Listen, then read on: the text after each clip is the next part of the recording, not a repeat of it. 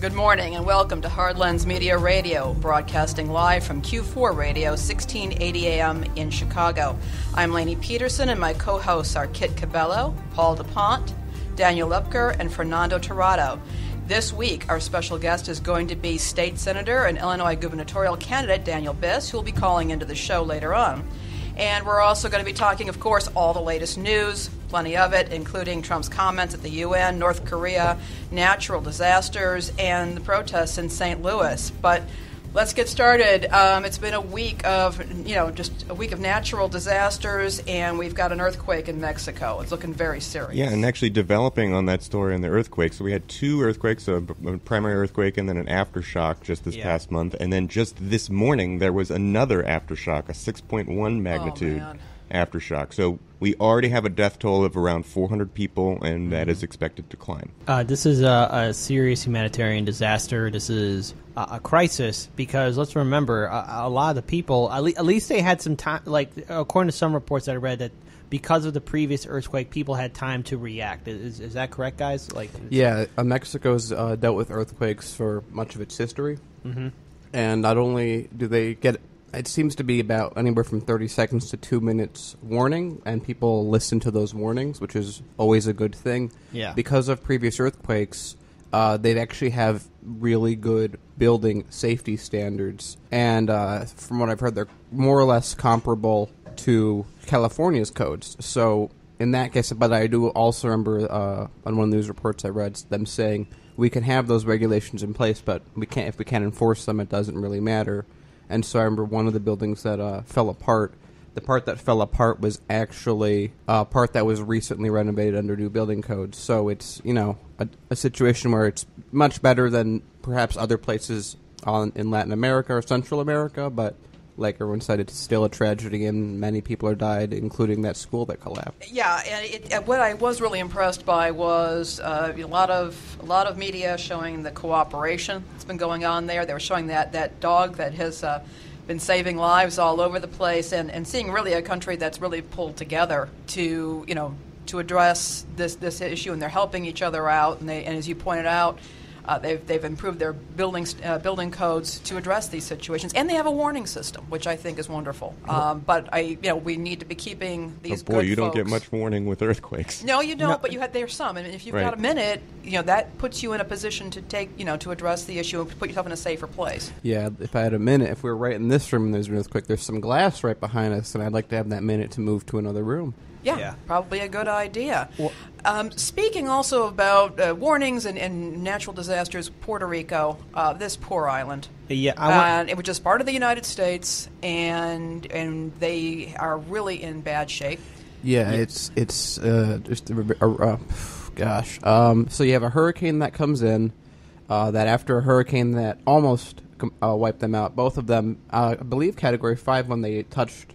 Yes, touched them, and the island already had an issue where they weren't going to have power to many, I think, was it 2/3 of its citizens for several weeks? All of its citizens. Well, now the system is down. Everything's down now. Yeah. But you got to look at, in Puerto Rico, it's the colony of America that has all its funds dried out. I remember last time we were talking about this, they had, a $14 million recovery fund? That was $12 million, something like that. And I did hear that they are now looking to possibly privatize their infrastructure just so that someone can afford to repair it. Speaking of infrastructure, okay, if they're going to privatize it, how much investment are they going to put into it? Because right now, currently, there is a dam there that has burst and released a whole bunch more water, again, affecting countless people and communities on the island of Puerto Rico, and now these people are displaced, their infrastructure is falling apart, and I think we've all seen firsthand, and Daniel, I know you've really talked about this a lot, when you privatize infrastructure, all those corporations, they are doing it for profit. I don't know if they're doing it for the long haul, because in the United States,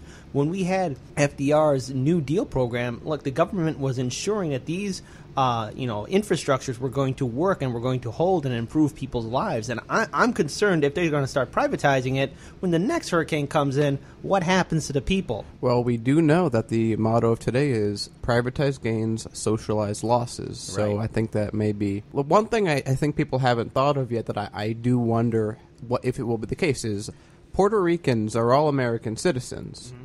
I wonder if they're going to all start moving to the U.S. because, it seems like they don't have much of an island left to live in. Yeah, and not to mention if it's entirely in debt, it's severely in debt. And if these hurricanes keep coming by every year, that place eventually might become unlivable. And that's something we don't want to see happen. We've already seen some of the smaller islands completely rendered completely unlivable. So it's not a question out of question. And before we move on, I do want to point out that Maria is not done. It is headed north. It's actually started to head west, and South Carolina is in its path. It's down to a Category 3 at this point. We are tentatively looking at potential landfall in the continental United States. So it's going to land in the United States, not in Florida, so it's going to land in South Carolina, right? That's what it looks like. Okay. That's at least in the possible zone. We'll be keeping our eye on this story, and of course I think we all wish everybody the best. Moving to something on dry land, I came across this story from the AP this week. It's one of the most disturbing things I think I've encountered in a while. Apparently, government agencies are now suing people who are requesting public records under various Freedom of Information Act or laws, Freedom of Information laws. What's going on here is, even in some cases it's journalists, some cases it's just private citizens who are doing their due diligence, which citizens ought to be doing, are asking government agencies for records that should be public. The government bodies are now suing the requesters. They're filing lawsuits. They're not asking for monetary damages, but they're basically asking the requesters to go to court and state in court why they think they should have these records. This is extremely disturbing on a number of levels, which I think ought to be obvious to everybody. But just to start is that we're supposed to have transparent government in the U.S., supposed to being the operative word. So what we have here is governments who are effectively harassing people for doing what citizens are supposed to do, and citizens and journalists are supposed to do. I would just note, I mean, these aren't monetary judgments, but people are having to hire lawyers and spend money on that. I would also note that particularly for the average citizen who is asking for a record, being sued is very disturbing. I mean, I think journalists and professionals may be more used to this sort of thing, but just having a summons at your home is going to be very disturbing for these people, and I think it's harassment. So one thing I thought was interesting, this is a cost shift above everything you said, because if you request records and the government denies it, and then you can bring them to court, and then you win, the government is entitled to repay the legal fees that you do. However, if the government sues you before you get that far, they are not required to pay your legal fees. And if you look at it like this, you say, well, if you look at this as a gatekeeper issue, you say originally, what's it take to get a Freedom of Information request? You have to have something, you have to want it. You have to go through a lot of paperwork and a lot of bureaucracy to get it, and then you have to wait a good amount of time and maybe fight it a little more, and then you get your request. It's already a very cumbersome system that's hard to manage. Now they're adding, let's say, because a few numbers we saw, let's say they now add $3,000. That's the equivalent, if they do the lawsuit in the way they're doing it, of doing everything I just mentioned, but adding a $3,000 fee to process this request. And look at the people who would be able to pay those fees are usually the people that wouldn't be interested in those Freedom of Information requests anyway. You know, I want all our listeners to understand this. Our governments, be it at the federal level or state level or even at the city level, they work for us. They are our public servants, and it's our tax dollars that pay them. They have no right to sue us because if a civilian wants to do their due diligence to get information in regards to what is happening in their said state or said government. All right, and now this is just how we're regressing backwards in this country, where we have all these politicians who are bought out by these large corporations who in turn give them money to let them pass policies that would favor these large corporations. And when people want to find out what's going on, then the government then starts suing them. That's wrong. It's barbaric. And if you're listening to this, this should anger you. Because if, let's say, there's something you want to investigate into, or you're really questioning something that's happening in your community or in your state, well, now the government's going to do that. So it's wrong. It's unjust. And look, for me, I'm just seeing like this is a complete teardown of what the United States is supposed to represent. To our listeners, imagine we're on the verge of uncovering some major corruption in the city of Chicago. Yeah. Now, we're Imagine that. It's hard to miss it. Corruption in Chicago. What? Daniel, how dare you? And so imagine we have that, and we have to get one piece of information from the government. Now, we're a startup. We don't have a war chest to dive into. We don't have some large amounts of funds to draw from. The city does something like that. That could very well end that investigation on our part unless someone else gets it to us. I mean, this is something that is devastating, truly, if you want to understand what your government's doing. And if you look at a lot of the cases that civilians, not the government, against the government, have won, it's due to these requests. These are maybe perhaps one of the strongest tools citizens have to hold their government accountable. I want to point something out. Like, one of these cases was a situation where a parent wanted school district records on employees that haven't been going to work. In one case, there was a psychologist, a school psychologist, had been off for 3 years. Now, if there's a disability issue, there's supposed to be channels for that. But in this case, apparently there was a lack of accountability. A parent wanted this information, and the Oregon school district went after her. But this is the kind of information that clearly the people who are supposed to be the watchdogs are not looking at, and it is often up to the citizens and parents and people who are part of these communities to be looking at this sort of thing. I would note that earlier this year, the State House in Michigan did vote 108-0 in favor of a bill that would make it illegal for the agencies to sue public records requesters. So this may be the sort of thing. There are some judges who have spoken out against this. We've got some legislators who are looking at this. But this is something where I think there needs to be some pressure. This should never be happening, and this needs to be stopped now. I want to point out sort of the larger sort of meta issue here. What you're seeing with this type of the government suing people who are doing Freedom of Information Act requests, that represents an information imbalance, which is inherently a power imbalance. If you're looking out for the little guy, it's not just, there are people that are wealthy, there are people that have lobby. It's also information. Look at, the NSA, how much we know about information they're collecting, how much we know about information the Pentagon and private investigative firms are collecting. That's information government sources have on you. And this is yet another tactic of stalling, releasing what the government has information-wise to the people. They already do that. There have already been cases where courts have said, you are releasing this information far too slowly. You need to release it more quickly. But this is just another stalling tactic where they can hold that information, withholding it from the people, and that is a power imbalance. It is stalling, but it's also an intimidation tactic. Oh, yeah. As I said, most people, the idea, when you get a certified letter or you get a process server at your home, that's going to raise your blood pressure. That's frightening. When you have something, a letter that comes to you or papers from a court, a summons in language you don't understand with lawyers' names and that sort of thing, that is frightening. Yeah. And so this is going beyond stalling. This is intimidation. Yeah, and if you look at every time that a new hoop is created to jump through, less people file these requests. It doesn't really matter. These requests, any type of anything ever, and every single hoop simply lowers the amount of people. Public engagement. Yeah. So if let's say we would be getting 1,000 of these every year if everything was done correctly and the system was open and fair and honest. And this system is like, okay, let's get that down to 30 people or something like that. I mean, it's, you can look at similar aspects happening with, like, voter rolls being cut. Mm-hmm. And, I mean, this is just a specific issue in a specific category that is an enormous problem in a general sense, in the general category that it falls into, that all, like Paul said, like Lainey's been saying, it all has to do with imbalances of power and has to do with doing a thing to try and, absolute power, no responsibility. Yeah. And our next story kind of follows in this same vein. This is about a woman who is suing the state of Iowa over a speeding ticket. And this has actually gone up to the Supreme Court. Daniel, want to talk about this a bit?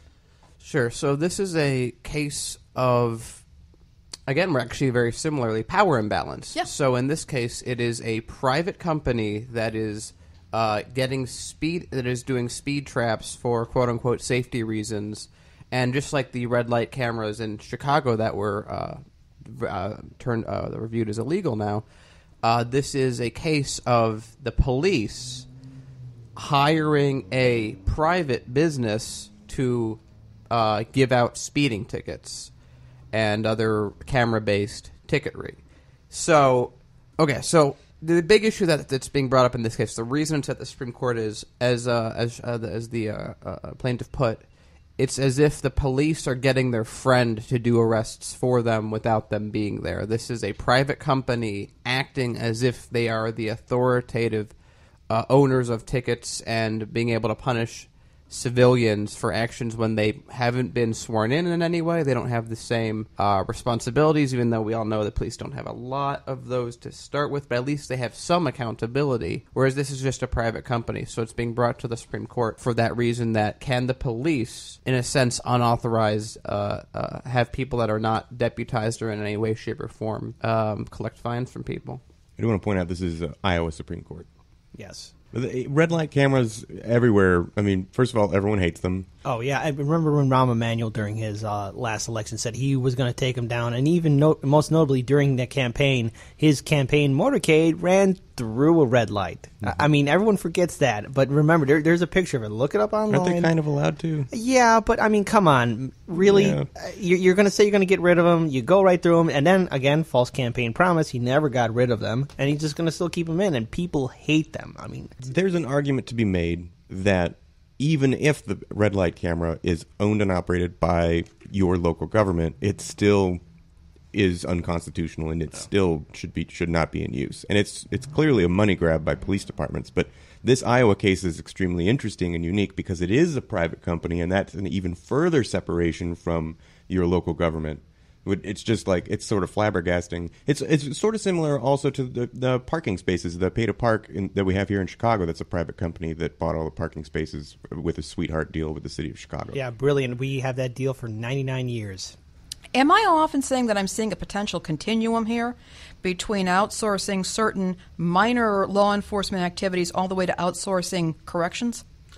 Well, we do have our private prisons, and we do have, during Standing Rock, private military working with the police in ways that were illegal. So, and don't forget, during the Iraq War, we also had private mercenary companies as well working alongside our government, too.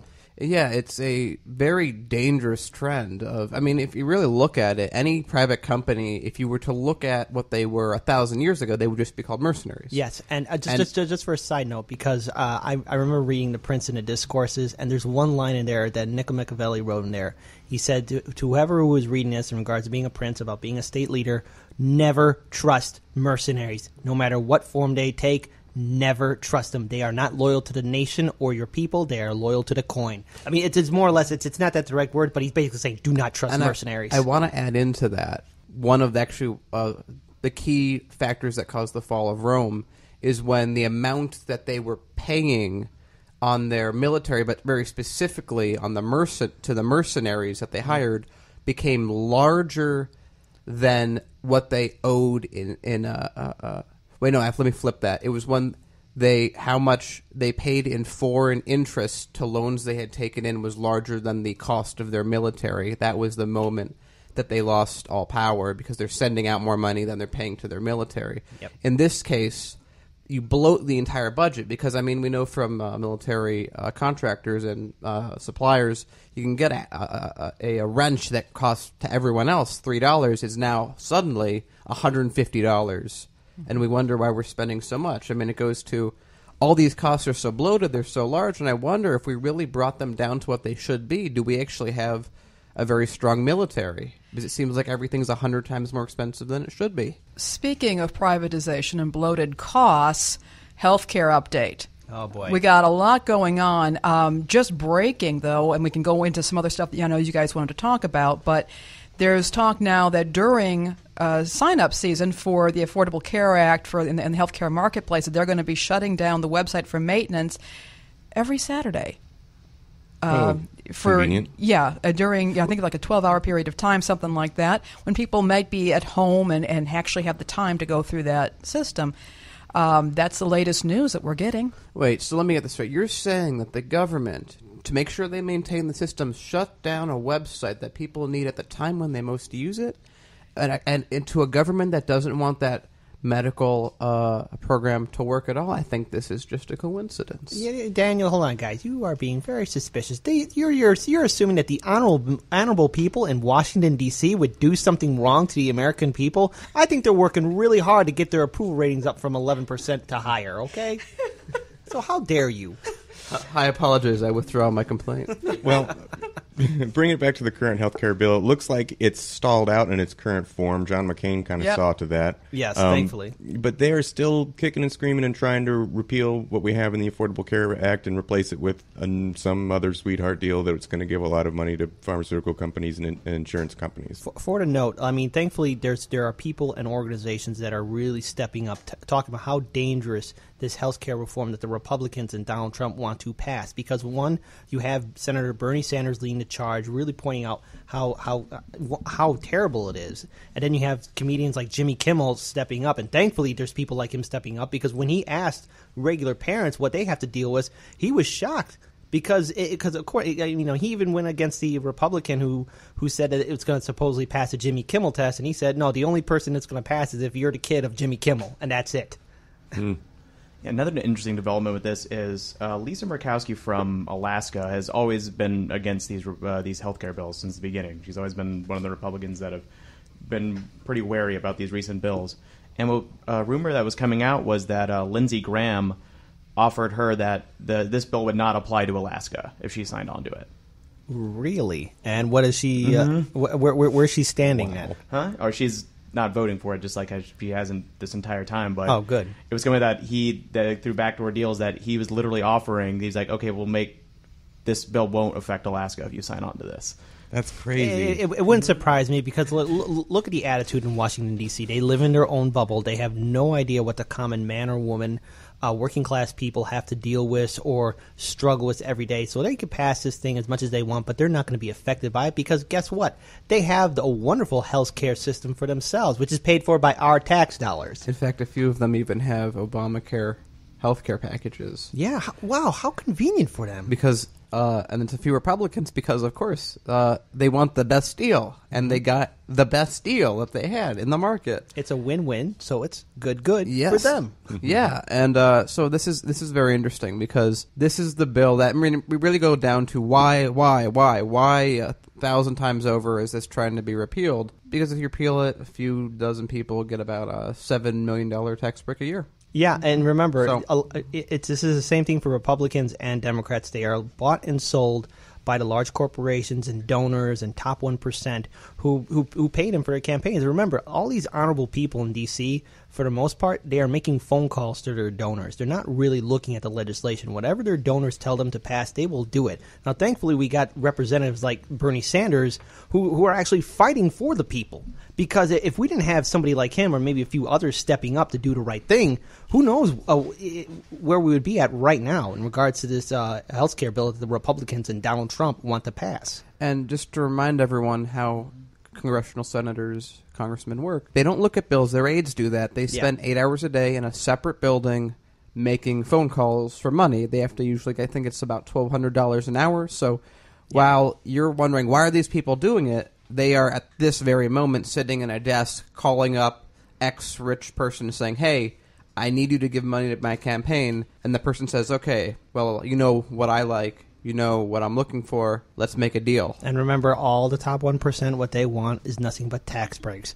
But I wonder when the middle class and the working class are going to get their tax break, their break. And I want to remind everyone that when you don't have a redistribution of wealth to the middle class, to the lower class, you just get feudalism. I mean, that's how it works. But that worked perfectly, Daniel. I mean, everyone loves Game of Thrones. Go ahead.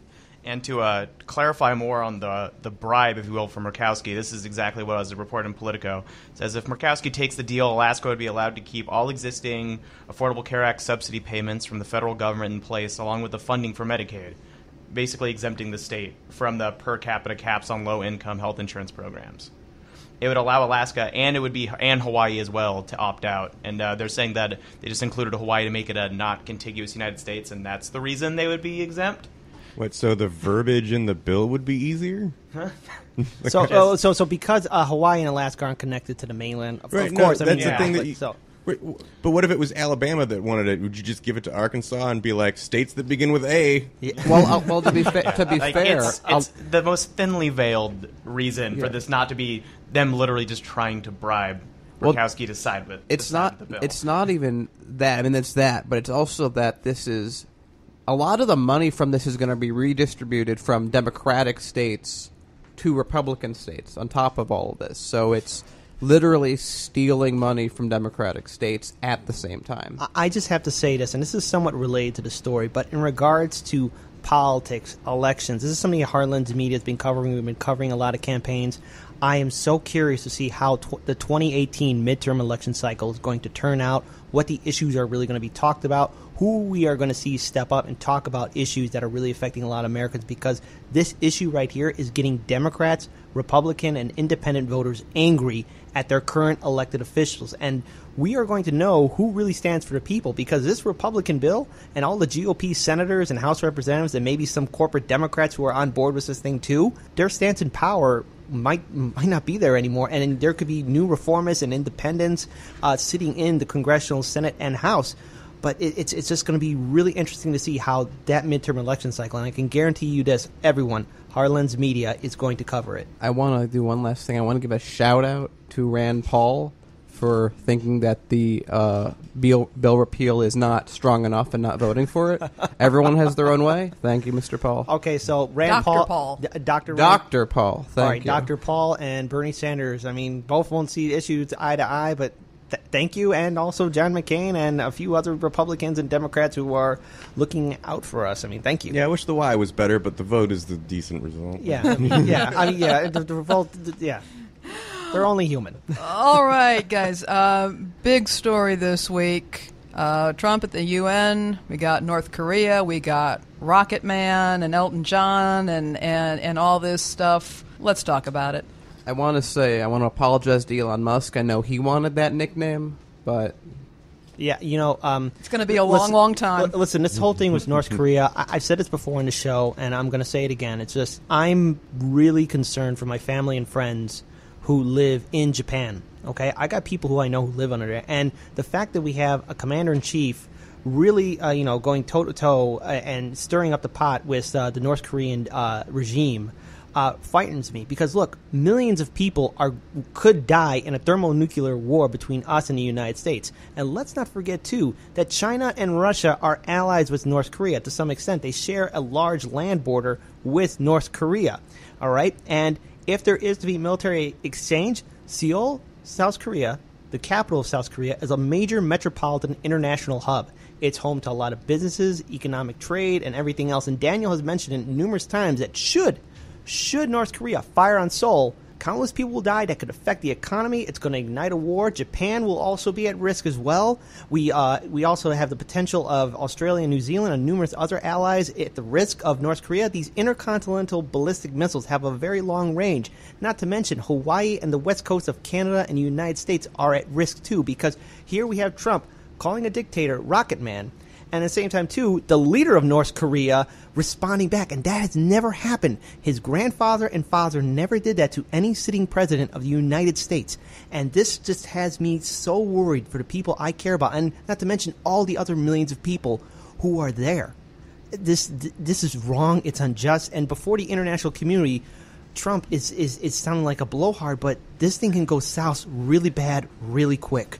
Yeah. In regards to Kim Jong-un, I think for the first time, you're getting a leader of North Korea who was born and raised in the bubble. Yeah. Say what you will about his father and his grandfather. Yeah. They started the cult of personality. I mean, they might not have bought into it. I think they were just building it for themselves. But now you have the first leader who is born into it. Yeah.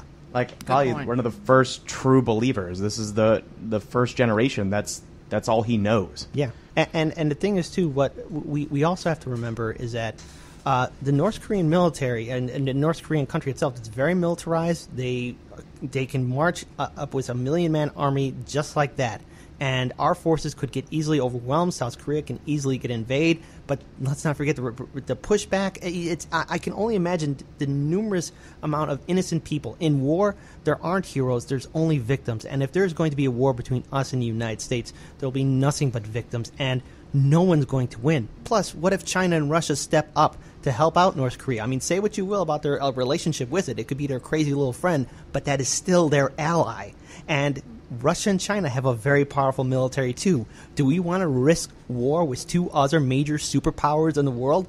I don't think so. Not to mention they have nukes themselves. Yeah, I want to go a little further, that the way Trump framed everything, he's now given, maybe for the first time that I'm really aware, North Korea has a legitimate view of victim status. Yeah. Where Exactly. every other time before this, they've been the assailant. They've been the one that we can point at and say, look at what they're doing. This is terrible. Now you have a case where they, as he said in the first time he's ever come out directly and said something, Kim Jong-un, that he said, this has proven to me that what we're doing and how we are building our nuclear arsenal was the right path. This legitimizes everything that I've done. Also, you have to realize that in North Korea, he has a deity-like status. Yeah. So, as a deity, you can never, under any circumstances, back down from anything for any reason, because that takes away that entire view. Do you want to know what else this does? This ruins any chance of any possible reunification with the North. Because remember,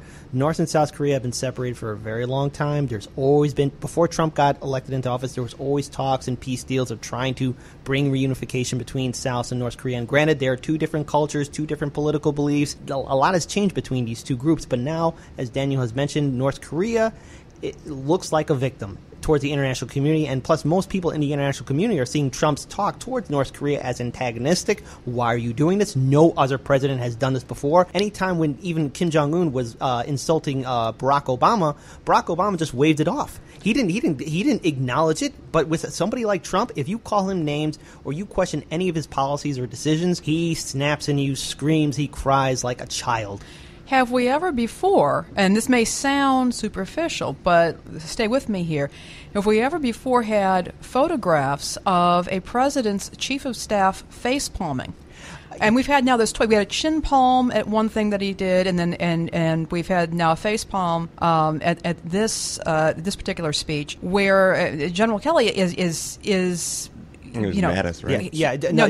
John Kelly. John Kelly did the face palm and the chin grab. That was at the Charlottesville. And we've had this now, which the optics here are not good. It is undermining everybody's confidence. It's humiliating the American people when basically everybody is saying, or the way it looks is that this situation is not under anybody's control. Because it came out this morning that in his speech that was vetted by his advisors to the UN, that term rocket man, and that was not in there at all. Nope. That was him off the cuff. Yeah, and that's why General John Kelly put that face palm in. You know, I hear a lot from conservative media during the Obama administration, and it looks they were always saying Obama's doing apology tour. If somehow we walk away from this, and I hope we do. I hope we do in one piece. Can you imagine the next sitting president and their real apology tour that they're going to have to do to rebuild relationships with South Korea, North Korea, Japan, building all these relationships with all the international communities? Because for a long time, the United States has been a global superpower, a leader. People have looked to us to do the right thing, theoretically. Okay, and now that we have a president doing this, breaking relations, insulting world leaders, almost at the cusp of starting a thermonuclear war, the huge amount of apology tour and saying we are sorry, it will have to be a real one. So whoever it is, be it an independent, a Democrat or Republican president, or by Republican I mean somebody else that's not Trump, hopefully someone a little bit more reasonable, but they will have to do that because now countries are going to really question, should the United States be leading the helm? Should we look at them as the world leader? And I'm all for America. I love my country. I served 4 years in the United States Marine Corps. But I have to say, you really have to question it. Should we really trust the United States government to do the right thing, especially when we got somebody like Trump instigating a possible world war with North Korea? Let me bring this just for people that aren't completely into the ins and outs and knowing how these dynamics work. Let me bring it down to a much more personal example. Let's say this is not the UN or anything. Let's say this is a college. Mm-hmm. And instead of the UN meeting, this is just a bunch of the different clubs. Now, let's say one of those clubs, just because this example has to work, has people that have a club of people with guns that are threatening to kill everyone, but they relegate themselves to this small classroom next to this very prosperous club, which I guess would be South Korea, and everyone just kind of lets them be because they don't want to unleash the gun club. And then you have Trump coming as, I guess, the president of whatever the biggest club would be, which would be the U.S., coming and just chastising. I mean, this is so... I just can't put into words what a terrible... If you just... Okay, the best case scenario of a war with North Korea is the destruction of Seoul, other places in South Korea, probably some Japanese, China, and Russia not involving themselves, the destruction, killing of millions and millions of people in North Korea. A big amount of the tech industry of the planet will be devastated. So much of what we have gained in the last 10 or 15 years technologically will take an enormous hit that we won't recover from for a while. So say goodbye to new computers, new phones. All that will be innovation will gone, be devastated. Because you have a world leader who wants to start a war, and and then on top of that will trigger a global depression that 2008. We wish 2008 would have happened again if you destroy the South Korean economy. This is the best case scenario. You know what? There's always been a saying between me and Daniel: if something goes wrong, we always say, like, "Hey, look, leave it alone. We'll walk away from it." Here's what I have to say to Donald Trump: leave it alone. Walk away from this, because this thing can get bad very quick. And I want also somebody else, also all of you guys, to understand this too. There was a recent BBC article that I read earlier this morning where there was a tremor in North Korea where supposedly there was another test. They haven't confirmed whether it was just a regular earthquake or it was a test or not. But Kim Jong-un has said that he is prepared and willing to launch an ICBM, an intercontinental ballistic missile, overseas, and it'll actually attach a real nuclear missile, nuclear component to it. So that'll be the first time in years that a nuclear weapon is tested in open air, in like the outside territories for a very long time. And but hasn't he been launching ICBMs into? But they haven't been loaded with anything. They haven't. Oh, you're saying he's going to load them with something? Yeah, load them with something. Nuke the ocean somewhere in the ocean. Got to nuke the whales, I guess. That seems weird. Yeah, it's terrible, because you know what? North Korea has a very crappy record of shooting ballistic missiles and all of them going bad. And let's say all of a sudden one of these missiles, he launches it and it actually accidentally hits a large metropolitan city, be it in South Korea, Japan, Hawaii, or any other territory or country, and kaboom, there we go. We have a war. We have something that's going to happen, and there's no best case scenario at all. Really, the best case scenario is leave it alone and let North and South Korea talk it out in regards to reunifying and rebuilding their country. Because every time we've involved ourselves right now, we're running the risk of the extinction of the human species. I don't want to live in a world of fallout. I don't want to live in the shattered remains of what was once a great civilization. I want us to push forward, but we don't have a leader who's doing the right thing.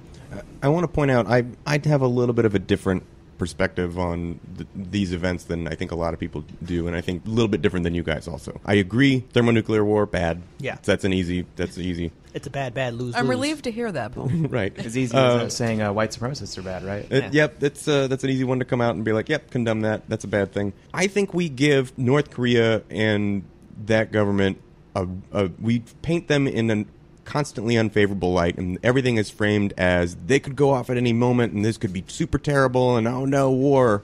And I always want to take a step back and say, well, why don't we stop provoking them at every opportunity? We've had Nikki Haley at the UN coming up and bad-mouthing North Korea and saber-rattling and telling them that we're going to nuke them and annihilate them if they even flinch for months. It's like every time she has something to say, she's got to spout some, vitriol at Kim Jong-un and North Korea, and it's like, you know what? Maybe we're instigating a little bit too much here. I agree. Hey, how about we just simmer down? Because North Korea kind of hasn't done anything to us. We don't like that they're working on a nuclear program, but also they're not super plugged into the international community, and like nobody's really in a position of stopping them. Yeah. Maybe they're being aggressive because we keep being aggressive. We're doing military maneuvers in South Korea. We moved in that long-range missile system into a farming village in South Korea.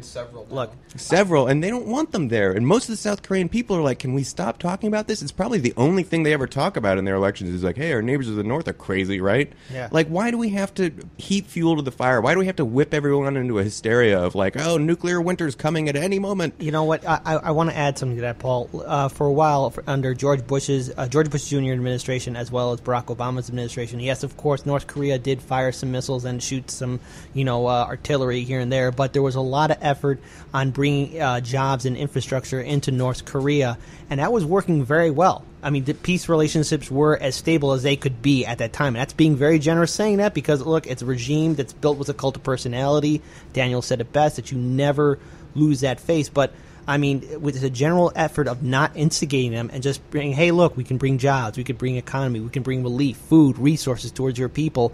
Eventually people will lighten up and loosen up and be like, okay, maybe you're not so bad. We're not offering that. But yeah, we're not under this administration. No, absolutely not. We're never offering that. Well, I know that, but for a while, I mean, to some extent, to give credit where credit's due for Bush and Obama, they kind of did some things here and there. Was it enough? No, it wasn't. It was like lifting some sanctions. Yeah, lifting some sanctions here and there and allowing South Korea to, and you have more talks with their neighbors of the north. Another problem with this fallout too is now even Iran is testing ballistic missiles again. Yeah, Well, they just started doing that and responding to threats. Like this toxicity from Trump is literally just going into like all the countries everywhere around the world. Well, go back to 2010 though. I mean, this is a lesson that these world leaders have learned from Gaddafi. Yeah, because Gaddafi was a thorn in the U.S.'s side and particularly France's side. But as soon as they gave up any of their plutonium enrichment or uranium enrichment, any of their nuclear facilities, as soon as they relented and got rid of that, they got invaded immediately. And civil war happened in those countries too. So you don't think Kim Jong-un sees that and goes, "Oh, I guess I can keep this game of I'm gonna threaten you, you're gonna threaten me. Okay, but I still got nukes too. You And got I'm nukes, still I in got power, nukes. Let's keep being mean because as soon as I get rid of my nukes, you're gonna come invade me." But don't worry, Hillary Clinton said it best. These people want us to uplift them and bring them to democracy. This is why these short-sighted regime change wars that we just can't help but do everywhere all the time. This is one of the things that happens. We lose trust, any amount of trust or integrity with people that in cases like this, we really need at least a shred of it that they can believe us in any way. Yeah. And because of what we did with Gaddafi, like Paul said, that's gone. Now, if Gaddafi, what happened with Gaddafi happened and then we didn't overthrow Libya, this could be an entirely different situation now. Yeah. If we didn't invade or affect any of the government there, if we just let it alone, who knows what kind of conversation we'd be having. But with this administration and how warlike it is, Iran and North Korea, good find on there, Fernando, in regards to Iran. I mean, these countries are now going to challenge and want to defend themselves from a hostile power. And now, for a long time, the media has made them look like they're the instigators. Now they have a legitimate say, like, yeah, we want to defend ourselves against this guy who's threatening us at the UN. I mean, let everyone remember this, too. After World War II, the United States was one of the major world powers that helped build the United Nations in order to stop global wars from ever happening again, because World War II was so devastating. We all together as an international community created the UN to make sure something like this wouldn't happen. But I guess also kind of positioned ourselves in a way that we were sort of inoculated from any repercussions of anything. Of course, yeah, exactly. Yeah, it's just like going back to the healthcare bill. These are senators who have never really, they don't know anyone that has issues that they can't afford healthcare with. Yeah. Whereas here, we have a country of people that, Europe experienced war, Asia experienced war, and they know what it's like. They have people that are living... Even the continent of Africa as well. Yeah, I mean, everywhere really except maybe Australia and the United States. And the United States have not... South America? Well, they have their regimes, the drug wars, a lot of stuff that we've. I thought you were just talking World War II. World War II, but just and forward. Sure. It's the U.S. and Australia really that have not and been, Canada. Yeah, Canada too, that have not been touched.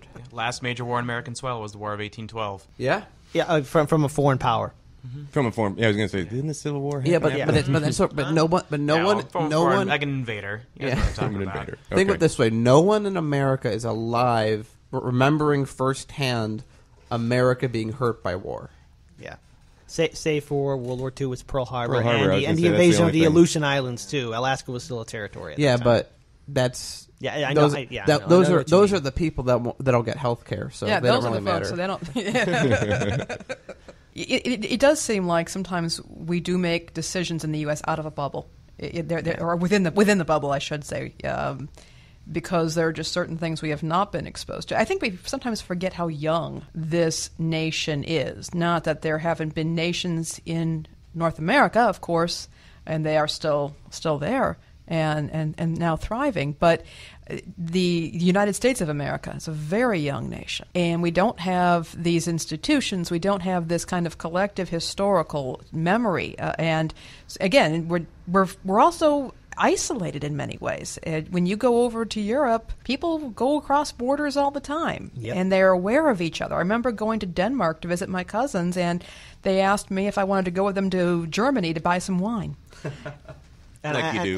Like we do, and like as one does.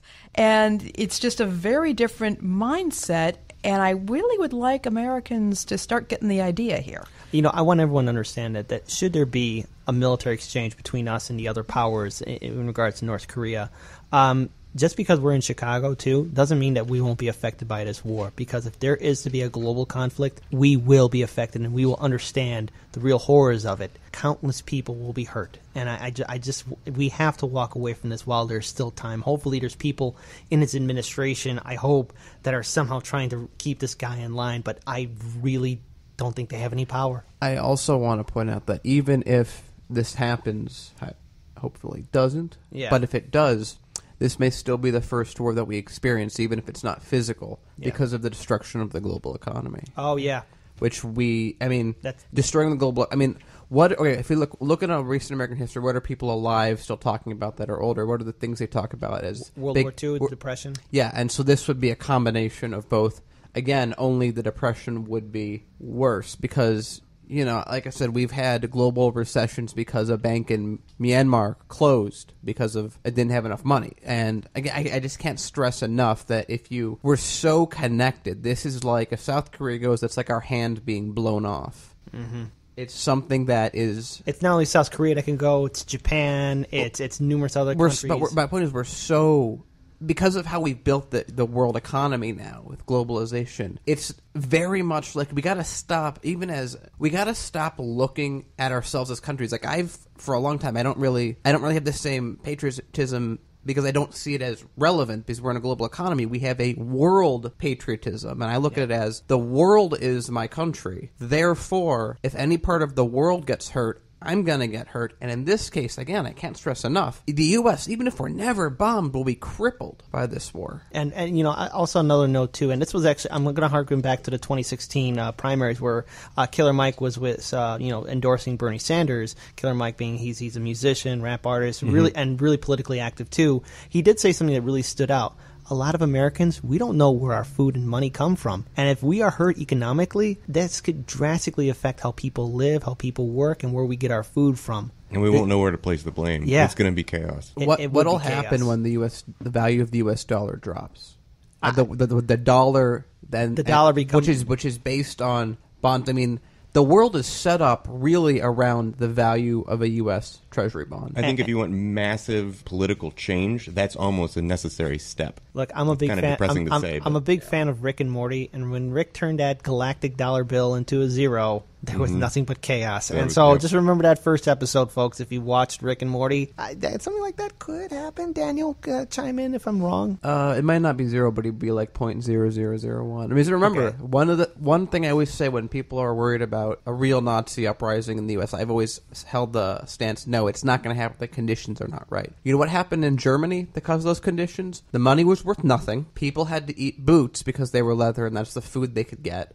Their country was humiliated by, at that point, Britain and the victorious countries in World War I, and they were given the equivalent of paying back debt that was like the amount of debt that the U.S. has right now for a country that has no infrastructure. They had their industrial base taken away, and people were just destitute. That's the scenario. Remember, what was the slogan they had? Bread and work. That was the Nazi slogan. That was like, oh my God, yeah, that's amazing. That's not the standard we have today. But in places like, again, North Korea, places like Iran, you can have you can have things like that, and you can see, especially North Korea, stuff like that is occurring.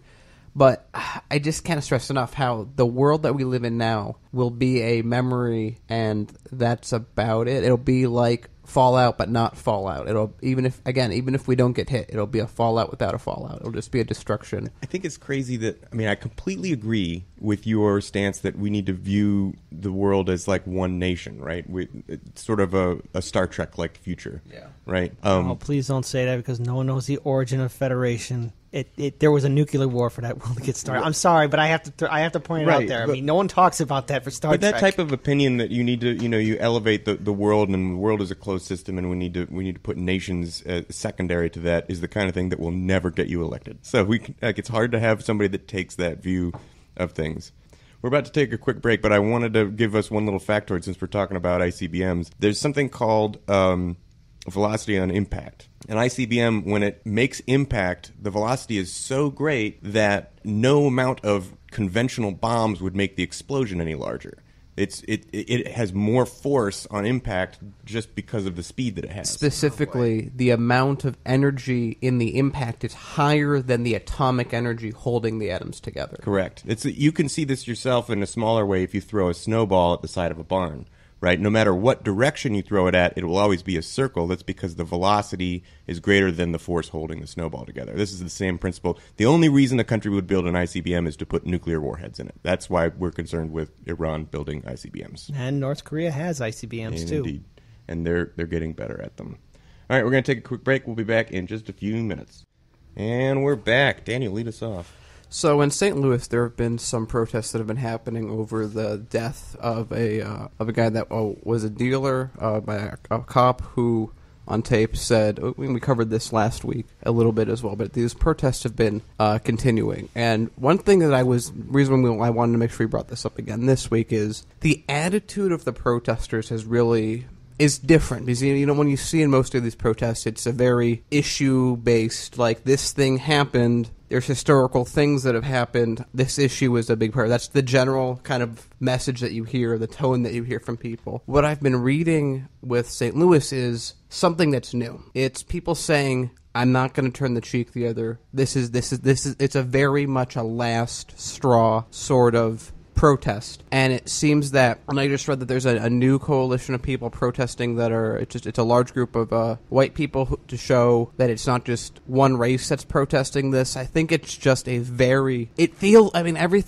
We've been covering live these protests. We've been covering stories of these in other cities on the radio. This one, it seems to be turning into something different. The attitude's different. Yeah. I want to see if something happens. What do you guys think? Well, the gentleman who was killed that sparked the latest round of protests was Jason Stockley. And I want to give his name out to our audience. But I agree with you. There are some differences here. One thing I would point out, this is also happening in Missouri. Ferguson, Missouri, of course, several years ago kind of sparked off the Black Lives Matter movement and this kind of work. I would note a couple of things here. First of all, on an economic side, a story we've been covering is apparently St. Louis was considering making a bid for the new Amazon headquarters, and Reuters is now reporting that can be in doubt because of this kind of social activism that's going on. That is one consideration here, although it certainly is not the only thing. I would also point out last week we closed the show with a breaking story that was just minutes come out minutes before the end of our show that U2 was canceling its concert. It turns out that the police said they didn't have enough officers to supply security to U2 at that time. So this is actually having a very dramatic impact on this community. But as Daniel notes, there is a history there in this area of the country where St. Louis has always been racially divided. There's been a fair amount of engineering around that back in the 60s. There are reports that came out that were trying to persuade better funding for the schools in the area, particularly for African-American students. It was hoped that racism was going to be drawing to a close and that white communities would be more interested in investing in all of the children in this area. Like Daniel, you were talking about, if we could think of ourselves as world citizens, we might be in a better position. But if we could all think of ourselves as members of a community where all of our children need support and healthy food and water and good education, that's important. This did not happen in that area. and there has been this ongoing breakdown fueled by racism in that area of the country, and it has come to a boiling point, and it's serious. One of the things that's been brought up is, particularly in Ferguson and in that area, was the economic persecution of the poor people living there, who were constantly being nickeled and dimed by fines and fees, and being jailed, and then being for not paying fines and fees, and then finding themselves being more in debt because they're being charged for being jailed.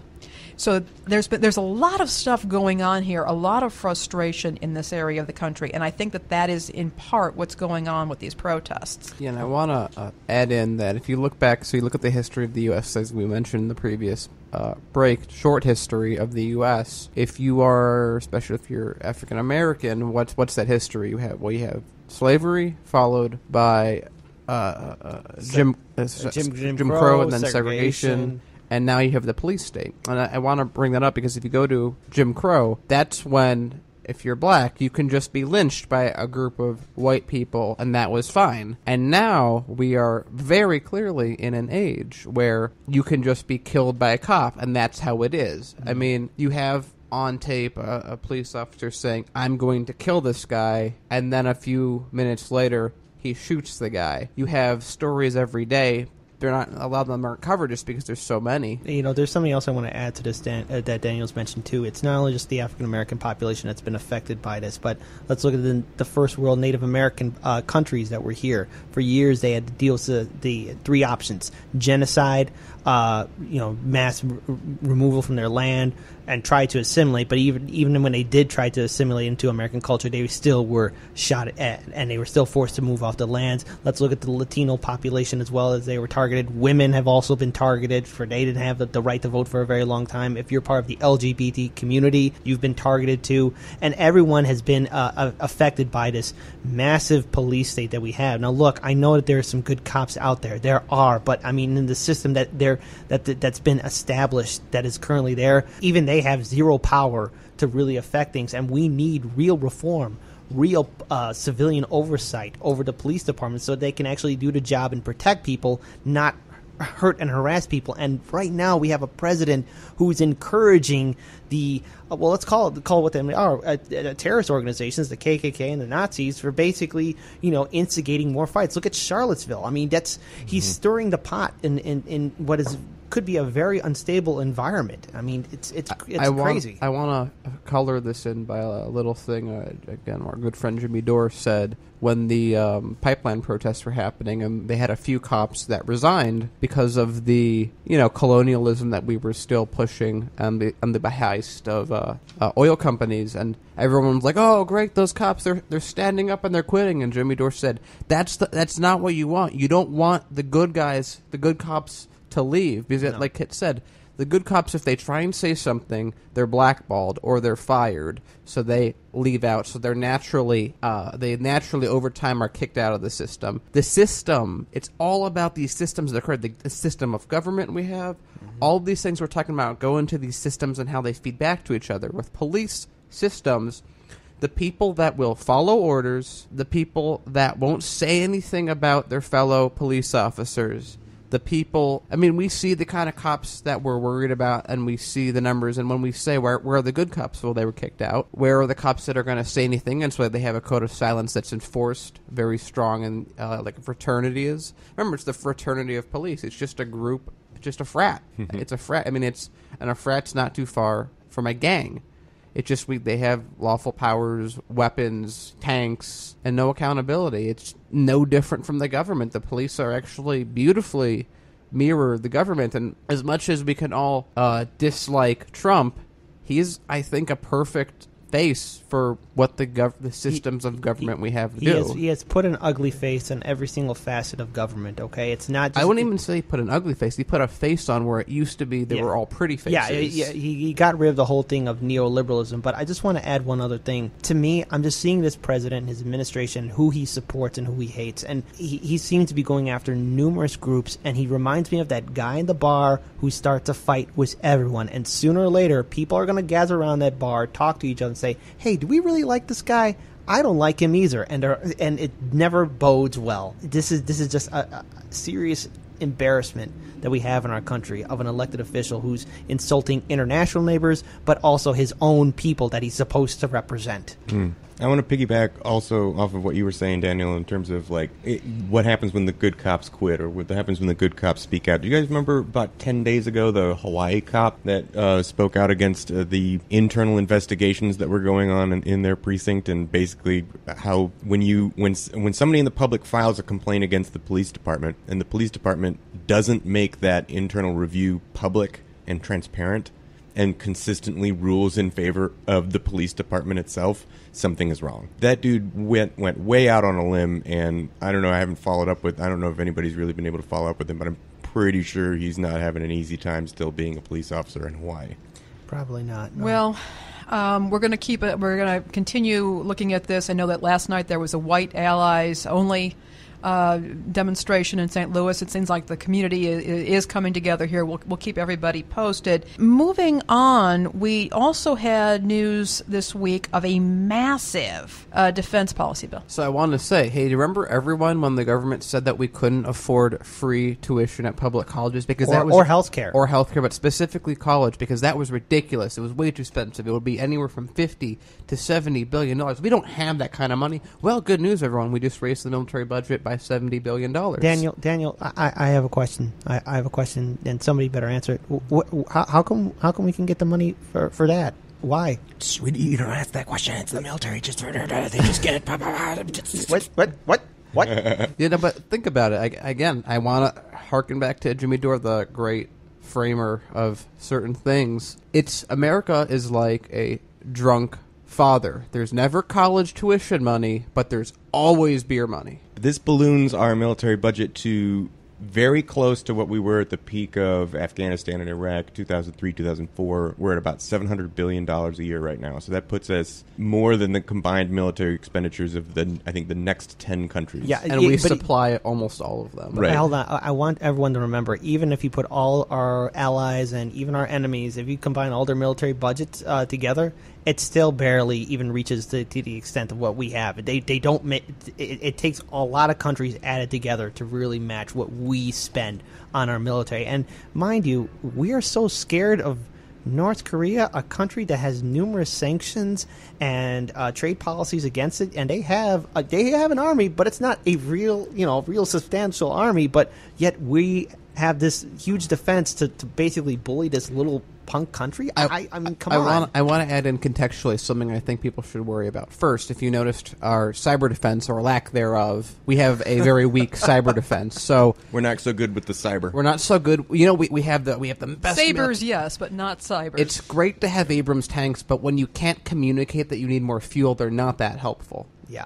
And so I want to look at it this way. If you look at the U.S., we're this enormous hyperpower with the strongest military ever. We have carriers so that we can back up our carriers, and then we have carriers to back those up. Everything that we have so much, and again, you can question how strong it is because we overcharge everything. But if you look at our military, what have we been doing for the last almost 20 years? We've been fighting guys in pickup trucks and with assault rifles that we and gave donkey, them. and we donkeys, gave them. and donkeys too. Right, and all of them, like Paul put out, most of them, we supply, just like World War I, we supply the arms for all sides. Yep. So, and in World War II too. Yeah, of course. I mean, we've always been good at giving everyone weapons to increase body count. So remember, we have the strongest military in the world, and we've been busy fighting guys in pickup trucks. What's going to happen when Okay, so here's a good example. So we have the best planes. I mean, take away the F-35, which is just a piece of junk that we're spending trillions of dollars on for no reason. Take that away.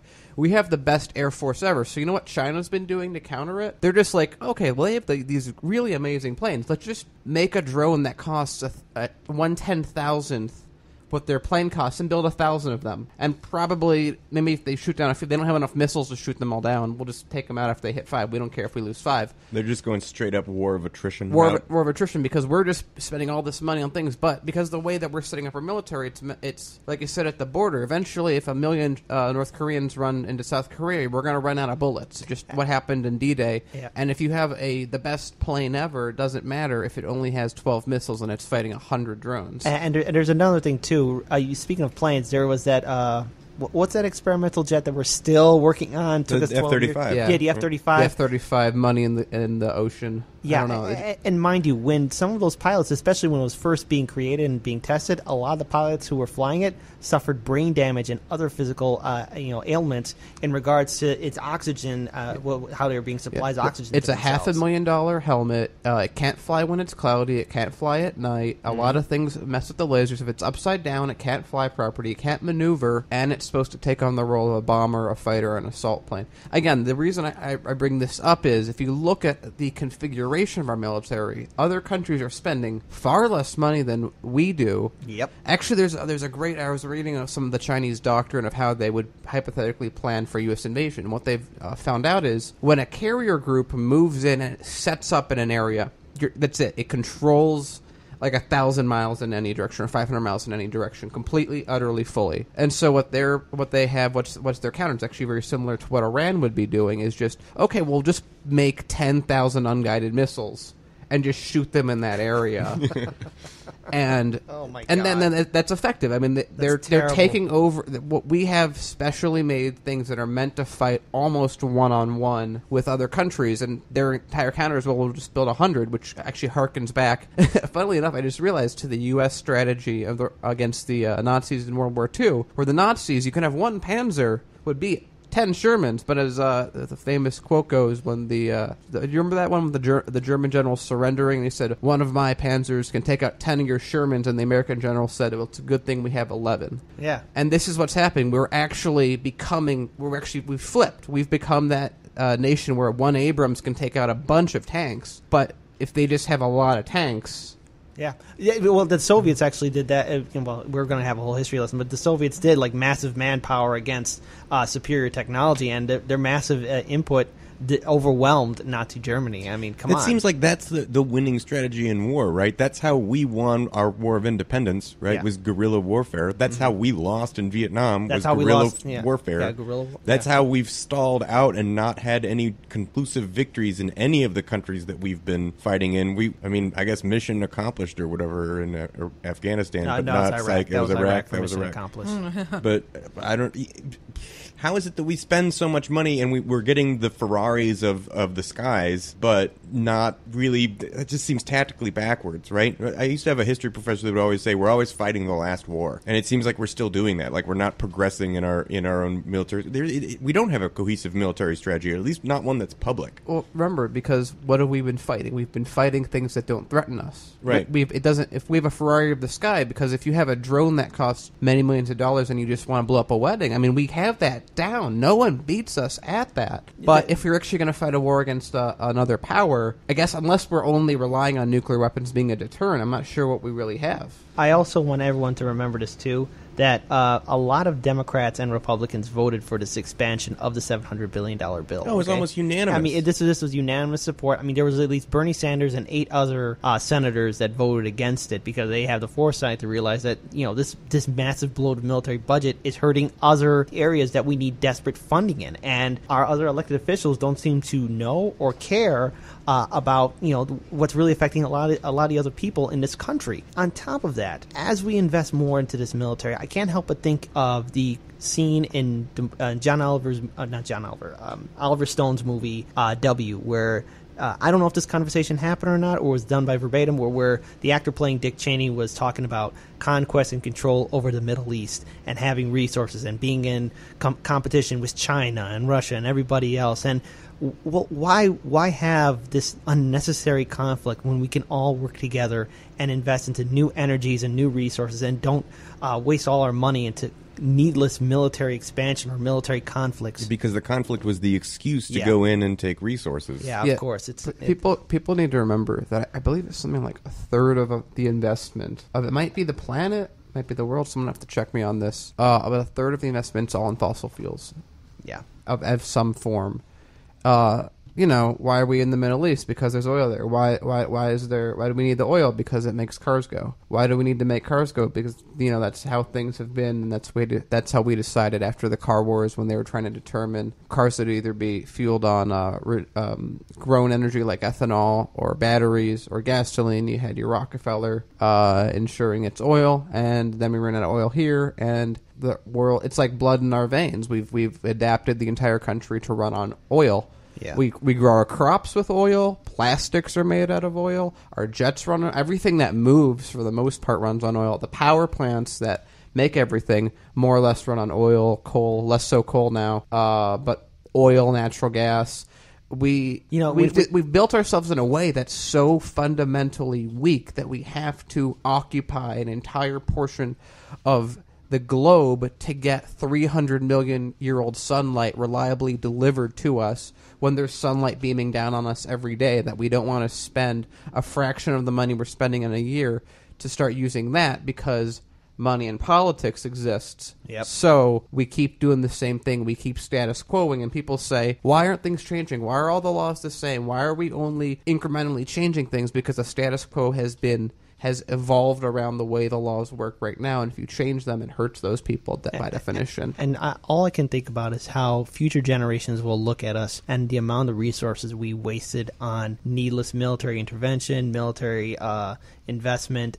All of that could have been done to build infrastructure, fund college, health care, and everything else. And the simple fact that we are, the fact that we had elected officials support this budget of $700 billion and not go ahead and look at supporting free college or health care really shows, like how Daniel said, money in politics and how it affects our government. And one of the biggest contributors towards money in politics is the military-industrial complex. And the military-industrial complex is connected to Wall Street, to the banks, to the corporations, to the top 1%. And those same groups then give money to our elected officials, who then in turn, once they're put into power, they spend 8 hours of their day calling those donors so they can get more money, so they can vote on more bills similar to this $700 billion defense bill so they can keep on happening again and again and again. And it's a cycle that, is doomed to fail and break apart. It's the system that our government has been configured to. Now, I want to go a second farther and say, look at the Abrams tank. They're in a sense functionally obsolete to a big degree because air power wipes them out very easily. Yeah, they're a big target. They're a huge target. So when the generals say, "Hey, we don't want any more Abrams tanks," Congress is like, "Okay, here's 50 more tanks." Yeah, and mind you,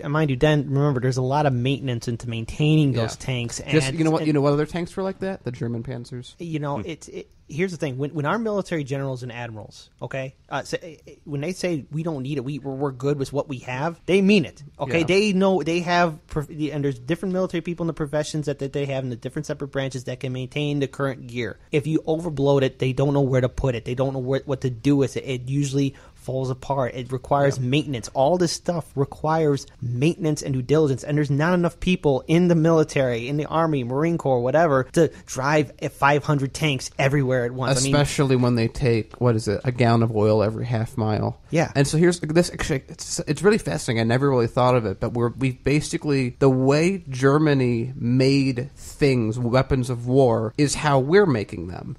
It's very specific things that are immensely powerful, but if they break down, you have to abandon them. And mind you, these are very powerful weapons that we have. But if there's a tank, if there's a tank on the other side of a building, an Abrams will be able to shoot right through that building and hit that because of all the sensors it has. But as soon as you disable that Abram, it's done. Whereas again, going back to the American Sherman, you just have some guy from probably, just to stereotype a little bit, from New Jersey, is like, I got a wrench, I got this fixed. This is just like a Model T because it was built by GM, which ironically is, now one of the biggest arms. Not GM, GE. It's just very crazy. I always go back to this. It might be a little bit off topic, but it's just again, going back to the beginning, we're doing all this when we could right now have just funded college tuition. So it's just a shame. That can ramble on about forever. Education and public services are definitely important as our local communities. And speaking of which, here in Chicago, there's been talk about the Obama Library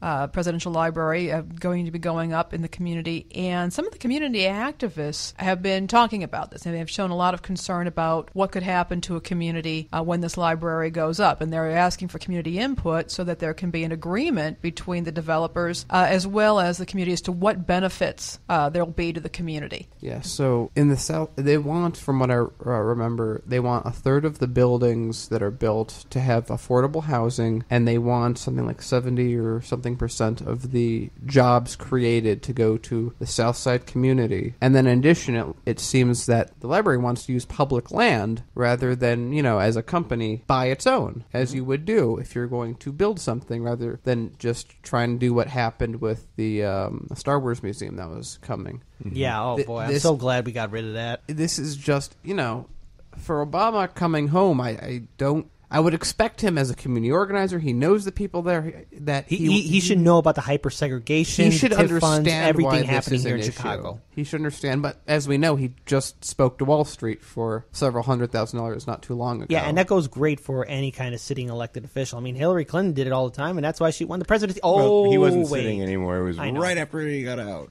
I know. Well, so they're proposing that this presidential center, they're calling it the Obama Presidential Center, in Jackson Park. Mm-hmm. One thing to keep in mind is that Chicago was actually deliberately planned with a lot of green space. Mm-hmm. And in fact, I've had friends from out of the country who have, they're flying in over Chicago, and they're into O'Hare, and they're saying, boy, you guys for a city have a lot of green space. And that was actually very deliberate. The idea was the Industrial Revolution was a brutal time in many ways. And the city planners wanted the people of Chicago to have access to some relief in the form of green space, public space. So our parks, our public space here is really important to the culture of Chicago and very important to people who may not have access to private facilities for recreation and enjoyment, and certainly a lot of green space. So I can understand this is absolutely understandable. The other thing is as we know, we've had guests on this show before discussing gentrification. Right. And very often,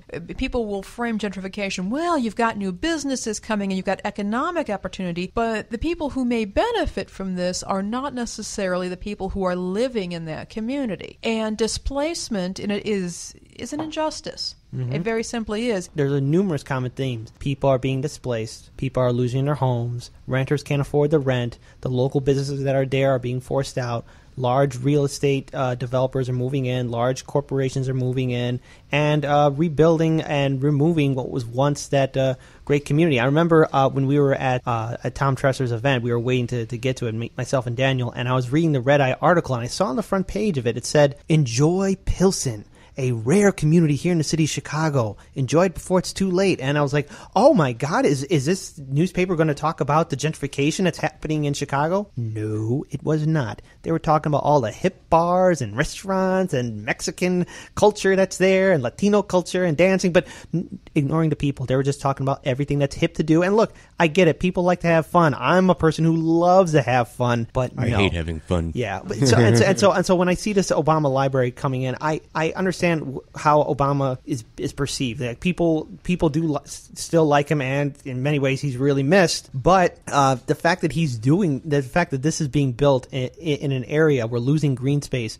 Daniel mentioned it before. He should know better about how a lot of communities are affected by large real estate developers. And if this thing is built, you're going to, I guarantee you there's going to be more development and more gentrification that's going to happen. And the people living there will be displaced. It's a common fact. And I think there's still a lot of people who are more than just upset about where it's being built. Yeah. Are just kind of upset that Obama, they see Obama as being a president that was full of broken promises or unkept promises. Yeah. And so there's some consternation there as well. Yeah, and actually I read somewhere that they would have preferred him to use what I think was a closed down hospital. That's kind of a blight right now and it has more room but they would have to tear it down, and that's expensive. They can afford it. Okay? Of course they can afford it, but the margins are a little less, I guess. So what's interesting is I've always seen the history of the world as just the same things happening, just slightly different. Mm-hmm. So, in a sense, if you look back, we were talking about with the Native American population, how we were displacing them. And committing genocide, too. Yeah. And I think we have our caller.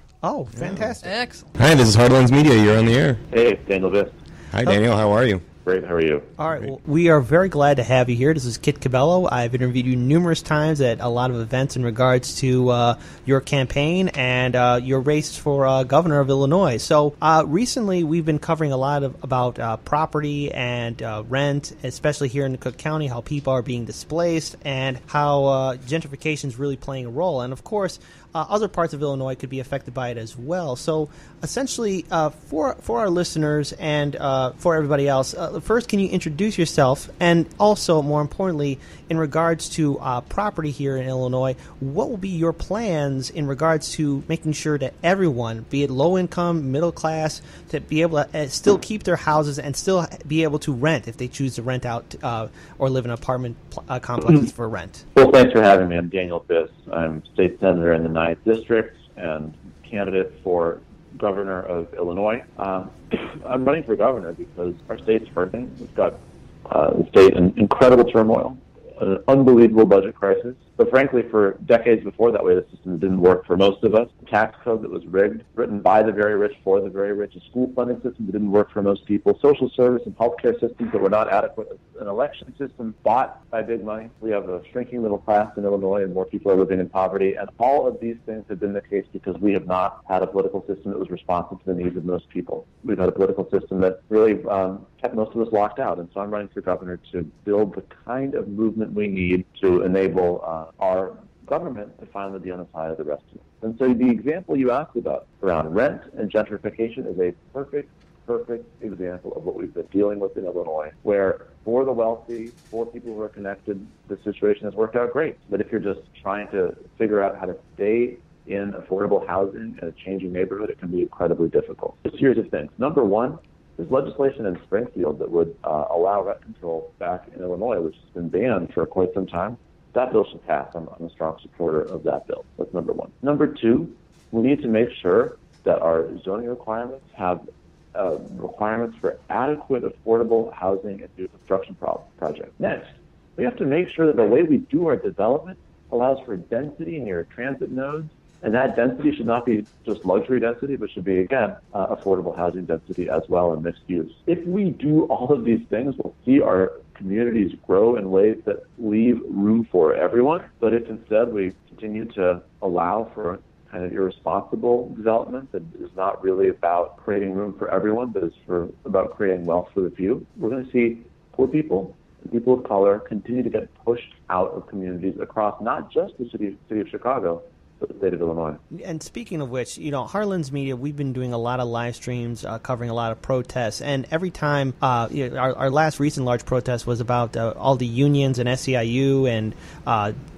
countless other groups marching for support of the increase of the minimum wage. And right now, people are struggling. They're working 2 or 3 jobs just to make ends meet. And of course, Governor Bruce Rauner refused to sign the $15 minimum wage increase. Now, of course, there's a lot of debates happening about, well, will it be $15 right off the bat? Will it be a gradual increase? So essentially, what I want to ask you, and so our listeners can understand it, this is a 2-part question. If you are governor and you're sitting at the seat, and that $15 minimum wage is put before you, what will be your policy towards increasing the minimum wage? And 2, in your opinion or your mindset, what is a real livable wage to live here in the state of Illinois? Because people are struggling. Yeah, that's a great question. So listen, I was a very proud co-sponsor of that bill, the Senate Bill 81, to raise the minimum wage in Illinois to $15. I was proud to co-sponsor it. I was not surprised, but pretty disgusted that Bruce Rauner vetoed it. And when I'm governor, I'm going to sign that bill. When I'm governor, I'm going to fight hard to make sure we pass that bill, and I'll be able to sign it into law, and we will have, finally, a $15 minimum wage in Illinois. But your question is great. Your question is very fair. Is that a living wage? And if not, what is? I actually was a sponsor of legislation this year to make sure that each not only state employee, but employee of state contractors and subcontractors is paid a living wage. And the wage that we calculated for that is $16.36 an hour. And that would go up with inflation every single year to make sure that people don't get left further and further behind. I think we need to write our policies based upon the principle that nobody should be working full-time and living in poverty. And so the calculation of what that means is something that needs to be based on reality of the cost of life. And yes, $15 is a great place to start because it's been such an effective movement, but we we also need to then go beyond that and say, what does it take for people working full-time in Illinois to live not in poverty and to live a healthy family life where they're able to both work and raise a family? So, for example, that means raising wages. It also means sick leave. It means family leave. It means fair scheduling policies and overtime policies. We need to design our laws so that we are living with the assumption that people who work full-time can live healthy, productive, middle-class lives. And $15 is a good start, but it does not finish the story. Now, in regards to infrastructure and economy, most of the international community is moving away from fossil fuels, and there's a lot of investment towards wind, solar, geothermal power, and other forms of renewable energy. And here in Illinois, unfortunately, the Dakota Access Pipeline ends in Patoka, Illinois. Now, of course, we can't shut off all fossil fuel industry right away, but there has to be a gradual step back towards investing into green technologies. So what is your plan to basically get Illinois to be a green state for us moving away from fossil fuels, and how will that fit into a social infrastructure plan and jobs plan for our state? How will you handle that? Yeah, that's such a crucial question, right? Because the aching environmental need is for us to move away from fossil fuels, but guess what? That's the economic imperative and the job creation need as well. And so we need to look at our incredible assets here in Illinois, the unbelievable industrial base we have, the remarkable research and technology and academic hub that we are, together with the wind and solar resource that is there still being untapped. And we have to make the needed state investments to move to 100% clean energy in Illinois. That absolutely must be our goal. And then we need to manage that transition in a way that it creates well-paying jobs in this new economy. Because listen, there are people who are employed in the fossil fuel industry, and everyone in that situation has every right in the world to demand that as we make this transition, the transition creates room for people who are currently employed, not just to keep on being employed, but to have well-paying jobs that allow them to raise a family. And all of this can be doable. All of it can be done. We need to make the needed state investments, and then we need to make sure that all the different stakeholders are sitting down and working out a plan that covers all different components, from the energy to the manufacturing, to the job pipeline, to economic justice, environmental justice. All of these things can be done, and they will simultaneously improve both our economy and the quality of life in the state of Illinois. Hi, this is Daniel. We've been with you with Kit before. Last time we talked, actually, we were with you when you were announcing Rosa as your lieutenant governor. Now, I have a three-part question on this. So I know that you had a change and you have a new lieutenant governor candidate, but in that time, well, a lot of people we've spoken to were very distraught for whether they were DSA or Our Revolution or other groups. What would you say first? What would you say to those people? Many of those people we've talked to have said we're sitting out. We're not gonna vote for the governor. This is it. We were done. First, what would you say to those people that have that point of view, who have lost trust, lost hope, or other things? And then, second, would you introduce your new lieutenant governor candidate that you picked and explain why you picked her? Yeah, thank you for those two questions, which I think are really, in a lot of respects, the same question. Obviously, we had a rocky situation, and Carlos, who, by the way, is a friend and someone I hold in high regard, and I had to part ways based upon an important difference. The great news from the point of view of our efforts to build the kind of progressive Illinois that we need, and also from the point of view of the long-term health of the campaign, is that Representative Ortiz Wallace, state rep from Rockford, has joined our ticket, and she is an extraordinary progressive leader. She is someone who has led the fight in Springfield for expansion of child care access so that we can actually have everybody in Illinois who is a parent and would like to work be able to work and know their child is safe, and also know their child is being prepared for kindergarten, because kindergarten readiness is so important. Leticia has been a loud voice for progressive policies and for progressive politics. She's fought for economic justice. She's fought for LGBTQ rights. She also walks the walk and knows the life that people in Illinois are struggling through on a day-to-day basis. She is a single mother who put herself through graduate school while raising a child on her own. She is somebody who knows the struggles of Illinois residents, and someone who has been an extraordinary voice for those residents and for those struggles while in the legislature. And so what I would say is it was a hard situation and a frustrating situation, and I have nothing but affection for Carlos and admiration for the work that he continues to do in city council. But for people who are excited about the values that Carlos and I share, for people who are excited about a progressive campaign, a campaign fighting for Medicare for all, a campaign fighting for fair tax policy, taxing for South Street, taxing the Board of Trade, fair tax policy that finally asks hedge fund billionaires to pay their share. This is the ticket that stands for those policies. I chose Carlos because of our shared vision on those issues, and I choose Leticia because of our shared vision on those issues, and I think there's going to be a lot for progressives to be excited about here. Speaking in regard to reform, really helping out people, currently across this country we're seeing a lot of people lose trust in law enforcement, as well as being really hesitant to get their respect, and we've been covering a lot of it in today's episode. What will be your policies in regards for police reform? Will you introduce any kind of civilian oversight at the state and county level so that there can be some real accountability for police brutality, which is unfortunately becoming a commonplace all across the country, not just here in Illinois? Yeah, that's such a good question. I know that there are some people who say that's not a governor's issue, that's a municipal issue, but I would say that's an everybody issue. And the state can pass important laws to help make sure that we institute real community policing, actual collaboration between law enforcement and communities that way too often felt targeted, and real accountability and transparency around things like body cameras and citizens accountability boards and so forth. So those are policies that we need to enact on the state level. We have seen that municipalities wait for the state to act, and that's something that the state must accomplish. And finally, we need to have leadership from the state. We need to have a clear message coming from the governor of Illinois, a message that Black Lives Matter, a message that the role of law enforcement is to collaborate with communities that are under distress, and that the kind of solutions that will work for the scourge of violence that is harming communities and tearing apart families in Illinois is not one of more of an adversarial relationship between law enforcement and communities, but more of a collaborative relationship. And the governor who is committed to that vision is a governor who can do a lot to move the ball. Hi, Daniel. This is Paul.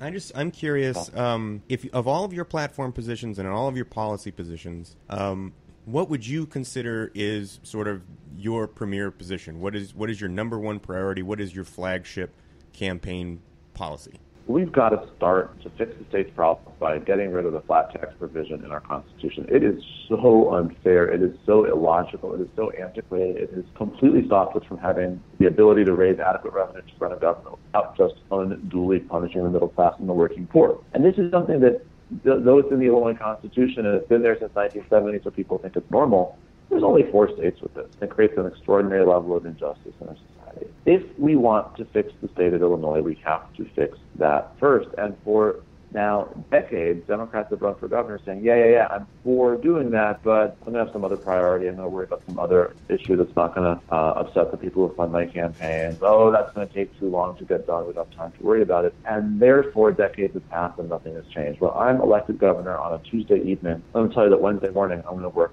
to start finding the votes to make sure we can do that. That will allow us to have tax fairness. It will allow us to ask millionaires and billionaires to pay their share. It will allow us to have a fair tax system that does not overburden the middle class and the working poor. And then, crucially, it will allow us to actually have a school funding system that creates genuine educational opportunity everywhere in Illinois. It's something that we just cannot wait another moment to accomplish.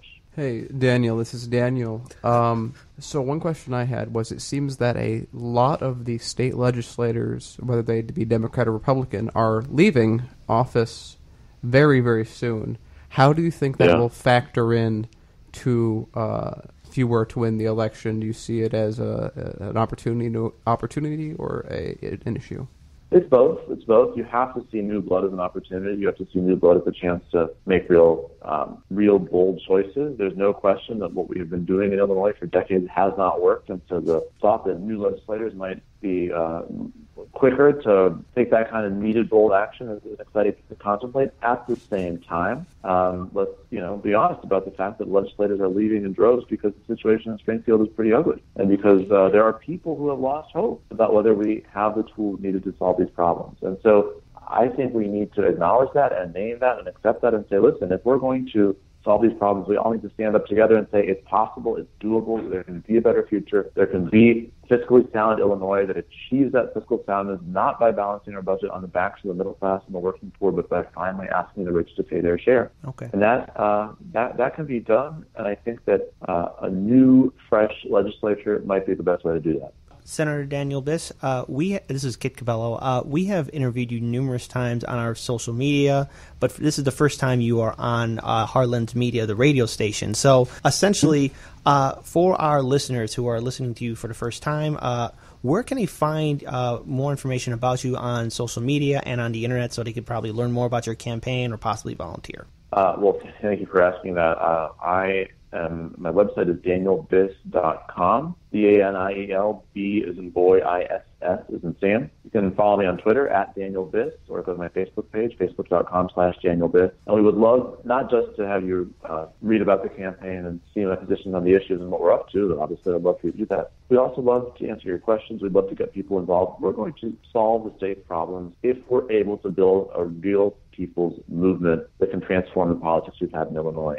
I see this as a moment to do that, and I would like everybody listening who's been intrigued by some of what they've heard to visit us online, get involved, sign up, and become a part of this, because together I think there's really extraordinary changes we can make for the state of Illinois. Okay, thank you very much, Senator Daniel Biss, for being on Heartlands Media. We are looking forward to covering more about this gubernatorial election, and all the best to you on your campaign.